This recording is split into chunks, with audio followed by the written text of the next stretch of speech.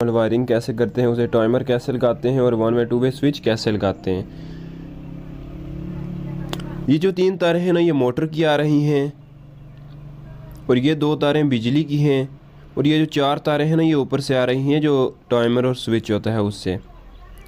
तो आपने क्या करना है, आपने सबसे पहले ये करना है कि जो बिजली की एक तार है ना, मेन वायर, किसी भी एक वायर को पकड़ना है, उसको जो ऊपर एक ब्लैक वायर जाती है ना, उसके साथ जोड़ देना है।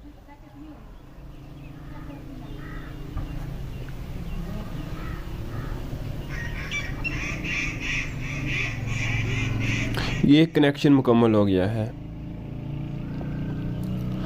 अब जो बिजली की दूसरी वायर आती है ना, उसको आपने पकड़ना है और उससे जो ऊपर रेड कलर की ये वायर है ना, इसके साथ जोड़ देना है और साथ मोटर की जो मेन तार है उसको भी साथ जोड़ देना है।